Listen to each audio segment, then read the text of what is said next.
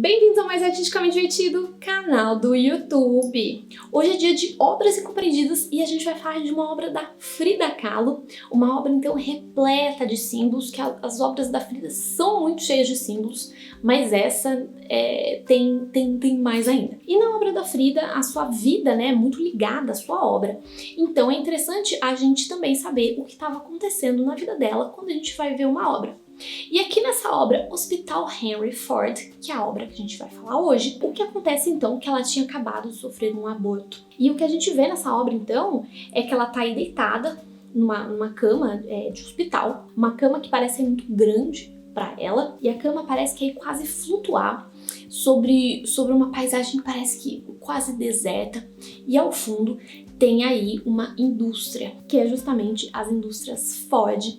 Porque então, na época que a Frida pintou essa obra, ela estava em Detroit, o marido dela estava pintando aí todo um mural acerca da indústria e eles visitaram a fábrica da Ford para ele poder fazer desenhos, para fazer o mural dele, e a Frida representa isso aqui então. E ela representa esse momento que ela tinha acabado de ter um aborto, a Frida queria muito ter filhos, mas ela não conseguiu ao longo da vida.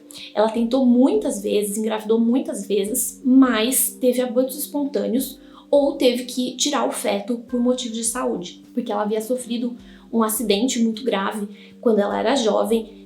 Um corrimão, inclusive, passou pela pelvis dela, atravessou a pelvis dela, então ela tinha problemas aí para ter filhos. E ela queria muito ter esses filhos, então ela sofre muito com essa situação, e é isso que a gente vê aqui nessa obra. Então a gente tá vendo aí ela chorando.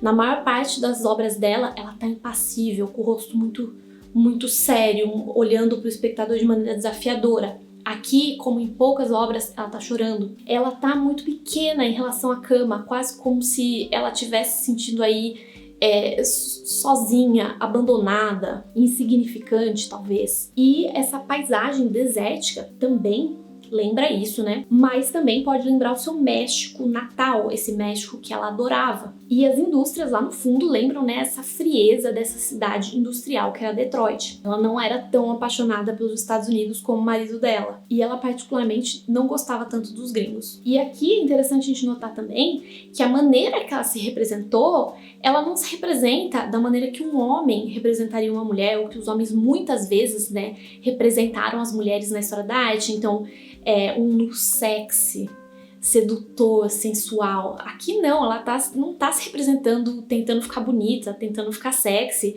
Ela tá representando aí de maneira não lisonjeira e simplesmente representando aí a sua dor. Então essa diferença de quando um homem representa uma mulher, de quando uma mulher representa uma mulher, principalmente si mesma, como esse olhar pode ser diferente.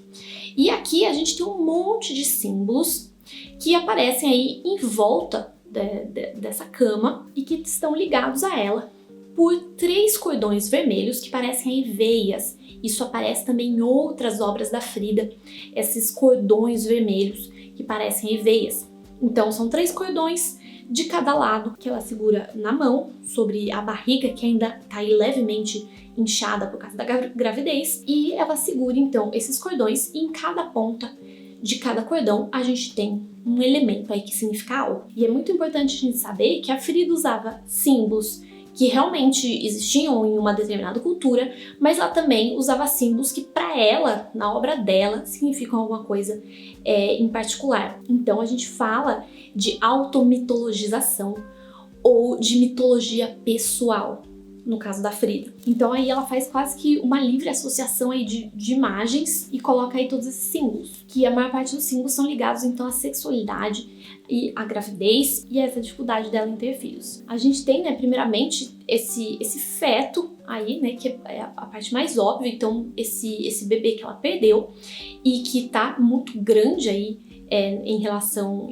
a ela, né, talvez dada a importância dessa figura, e é especificamente um bebê do sexo masculino. Ela já fez, quando estava no hospital, vários esboços. Ela pediu um livro de anatomia para o médico, ele não autorizou, porque ele disse que não podia os pacientes ver os livros de anatomia, porque eles podiam ficar traumatizados, mas o marido dela levou para ela no hospital, e ela já fez aí esboços para criar essa tela. E ela coloca especificamente um feto masculino, porque ela esperava aí que ela teria o seu pequeno Diego, porque seu marido então se chamava Diego, e ela achava que teria aí então esse pequeno Diego. O marido dela inclusive aparece como criança ou como bebê em muitas das obras dela, porque como ela não teve filhos, muitas vezes ela ouvia de maneira maternal. Então, primeiramente, a gente tem esse caracol, que, segundo ela, representa a lentidão do aborto. E é importante a gente saber também que o caracol, na cultura indígena mexicana,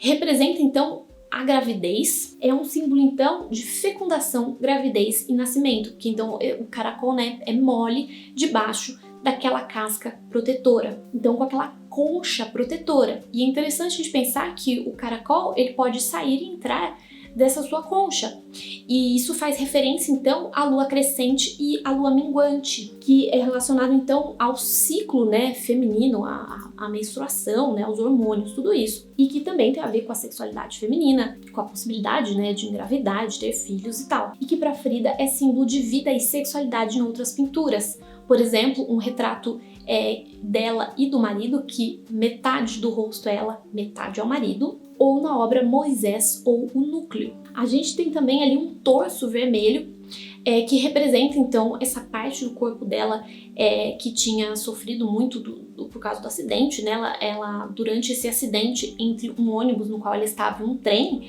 na cidade do México, quando ela era adolescente, ela fraturou muitos ossos. E então ela acreditava que esse problema dela para ter filhos era devido justamente a essas fraturas, essas sequelas. Ela representa a coluna até não exatamente como deveria ser, e está representando então essa parte do corpo dela que não permite que ela tivesse os filhos. A sua coluna vertebral e pelvis danificada. Depois a gente tem uma peça de maquinário, que é a parte mais complexa da obra e já foi interpretada de diversas maneiras diferentes. Provavelmente é uma peça de esterilizadora utilizada na época e que possivelmente faz um paralelo aí à sua musculatura defeituosa, entre aspas.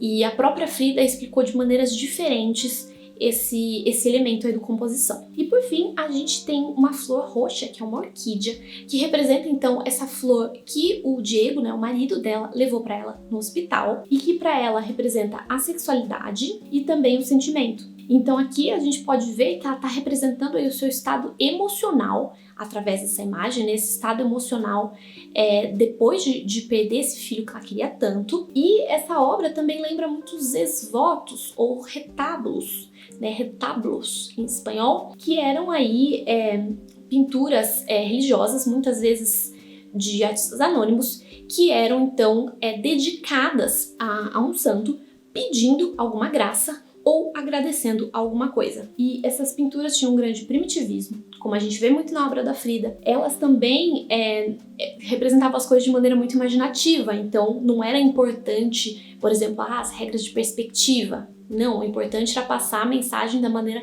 mais simples ali possível. Ela faz aí uma representação então desse evento, desse acidente, como muitas vezes tinha-se nos esvotos, e nos esvotos frequentemente havia uma faixa falando sobre aquilo que aconteceu, quando aconteceu. E a gente tem isso, então, em volta da cama, essa inscrição com a data e o local. E é interessante a gente pensar que, além de tudo isso, desse estilo pictural, também tem em comum com os esvotos os materiais que ela usou, porque ela fez, então, essa obra em óleo sobre metal, como a maior parte dos esvotos do século XIX e XX, e é uma obra também de pequena dimensão. A maior parte das obras da Frida, inclusive, são de pequena dimensão, e essa é uma obra pequenininha, justamente como a maior parte dos esvotos. A Frida, inclusive, o marido dela colecionavam esvotos, retábulos, que tinham sido retirados das igrejas mexicanas depois da Revolução e até vendidos aí. Então eles tinham uma grande coleção com esses objetos da arte popular que eles gostavam muito. Então a gente tem aqui nessa obra, como eu disse que era importante na obra da Frida, a vida dela influenciando muito a obra. Então, fatos aí biográficos, né? Ela realmente perdeu o filho, realmente foi internada no hospital Henry Ford, etc., mas também tem todos esses detalhes imaginários aí que mostram aí o estado emocional no qual ela se encontrava depois. Então é isso, espero que vocês tenham gostado desse vídeo. Se tiverem outras obras da Frida sobre as quais vocês gostariam que eu falasse, deixa aí nos comentários. E logo tem aí curso sobre a Frida Kahlo feito por mim, então aguardem que logo vamos divulgar. Então é isso, beijinhos e até a próxima!